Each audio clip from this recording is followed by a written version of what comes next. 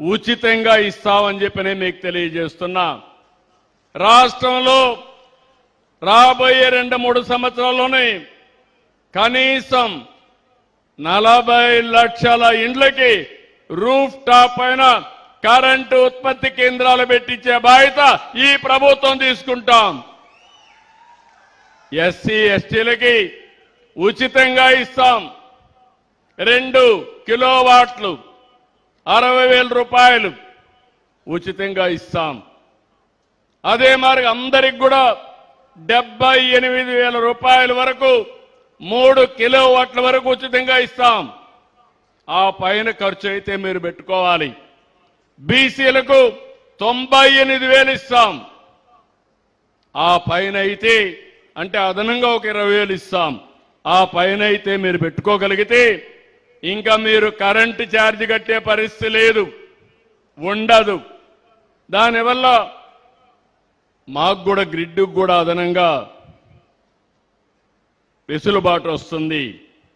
నేను ఒకటే ఇప్పటికే మీరు చూస్తున్నారు, ఎక్కడికక్కడ ట్రాన్స్మిషన్ లాసెస్ లేకుండా కరెంటు ఉత్పత్తి చేసి అక్కడే వాడుకునే కార్యక్రమానికి కూడా ముందుకెళ్ళాం. ఒక సమర్థవంతంగా పనిచేస్తున్నాం.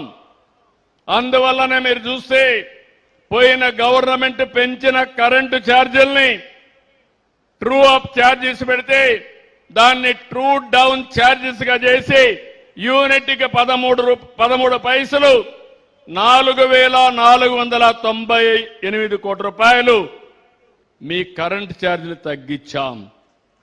22 నెలలు ఒక్క పైసా పెంచలేదు. పోయిన గవర్నమెంట్ వేసిన కరెంటు ఛార్జీలు తగ్గించాం. ఇప్పుడు హామీ ఇస్తున్నా, రాంపల్లిలో హామీ ఇస్తున్నా, భవిష్యత్తులో కూడా కరెంటు ఛార్జీలు పెంచమని మరొక్కసారి మీకు హామీ ఇస్తున్నా.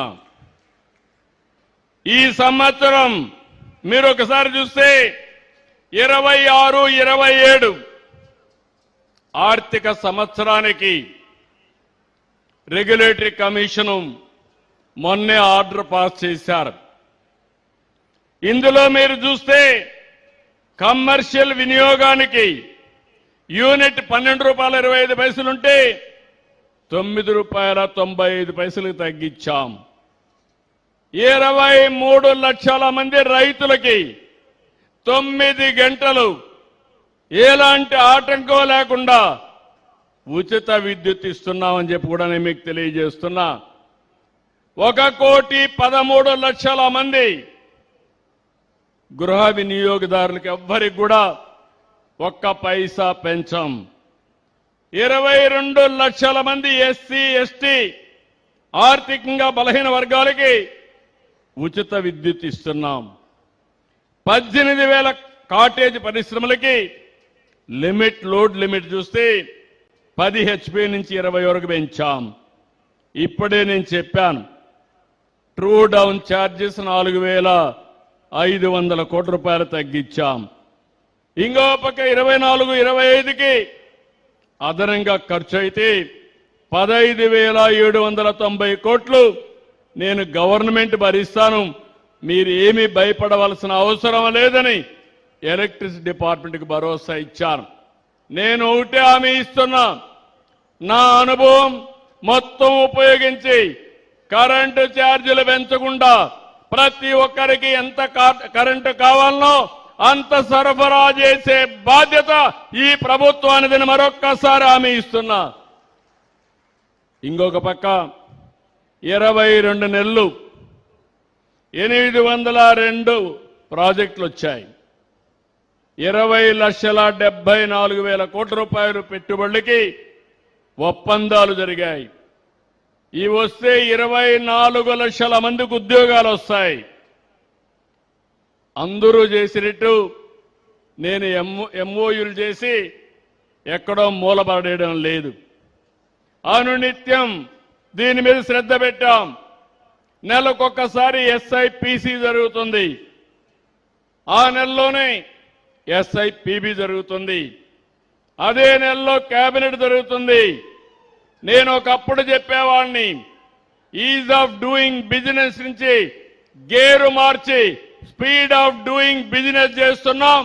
అదే సమయంలో ప్రజలకు కూడా speed of delivering governance real టైంలో మీ సమస్యలు పరిష్కారం చేసే బాధ్యత ఈ ప్రభుత్వానిది. దీనివల్ల 22 నెలల్లో పెట్టుబడులు ఎన్నో వచ్చాయి. ఒక తృప్తి, ఒక ఆనందం. ఈరోజు నేను ఇక్కడికి వచ్చాను. 5,400 కోట్లు సిన్హా గారు ఇండస్ట్రీ పెడితే, న్యూ రెన్యూ ఇండస్ట్రీ పెడితే నేను ఆనందపడుతున్నా. దానికి కారణం నన్ను నమ్ముకున్న నా ప్రజలకి ఉద్యోగాలు వస్తాయి, ఈ ప్రాంతం అభివృద్ధి అవుతుందని చెప్పి కూడా నేను మీకు తెలియజేస్తున్నా. 25, 26 దేశంలో పెట్టుబడులు చూస్తే 25.3% మన రాష్ట్రానికే వచ్చాయి. ఒక్కసారి గుర్తు చేసుకోండి. 19, 24 ఇండస్ట్రీస్ ఈ రాష్ట్రంలో పెట్టిన వాళ్ళు పారిపోయారు, రావాలంటే భయపడిపోయారు. అవినీతి పెరిగిపోయింది, వేధింపులు పెరిగిపోయినాయి.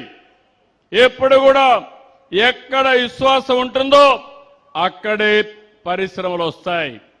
ఆ విశ్వాసానికి మారు పేరు, చిరునామా ఆంధ్రప్రదేశ్ అని మరొక్కసారి విజ్ఞప్తి చేస్తున్నాను. ఇదే ఎన్డీఏ బ్రాండ్. ఉద్యోగాల కోసం మన వాళ్ళు బయట పోయే పరిస్థితులు లేవు. మీరేదో హైదరాబాద్కో చెన్నైకో పోవాల్సిన అవసరం లేదు. ఒక రోజున వాళ్ళు కూడా ఇక్కడికి వచ్చే పరిస్థితి తీసుకొచ్చే బాధ్యత ఈ ప్రభుత్వానిది. ప్రజలు కూడా ఆలోచించాలి. 22 నెలల క్రితం ఉత్తరాంధ్రలో ఎటు చూసినా అభద్రత, భయం, ఆందోళన, మానసిక క్షోభ. 2024 మీరేసిన ఒక్క ఓటుతో మీ రాత మారిందా లేదా అని మిమ్మల్ని అడుగుతున్నా. నాడు ఉత్తరాంధ్రలో ప్రొక్లైన్లో కూల్చివేతలు, నేడు అవే ప్రొక్లైన్లతో అభివృద్ధి పనులు. నాడు ఉత్తరాంధ్రలో తప్పుడు రిజిస్ట్రేషన్లు, భూ కబ్జాలు. నేడు ఆ భూమిలోనే ప్రపంచ స్థాయి సంస్థలు వచ్చి రిజిస్ట్రేషన్ చేసుకుని ప్రారంభోత్సవాలు చేసే పరిస్థితికి వచ్చాం.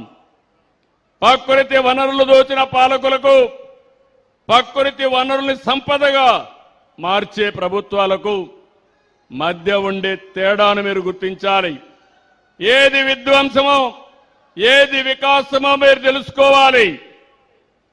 ప్రజాప్రభుత్వంలో ఉత్తరాంధ్రలో ప్రతిరోజు పెట్టుబడుల పండుగ జరుగుతా ఉంది. ఆర్సెలర్ మిత్తల్ స్టీల్ సిటీ వచ్చింది. ఈరోజు న్యూ రెన్యూ వచ్చింది. రేపే ఈ నెల 28న విశాఖపట్నంలో $15 బిలియన్ పెట్టుబడితో అతి పెద్ద సంస్థ విశాఖపట్నానికి వస్తా ఉంది. డేటా సెంటర్ వస్తుంది. భోగాపురం ఎయిర్పోర్టు జూలైలో ప్రధానమంత్రి గారిని అడిగాం. జూలై మొదటి వారంలో ఇనాగరేట్ చేస్తాం.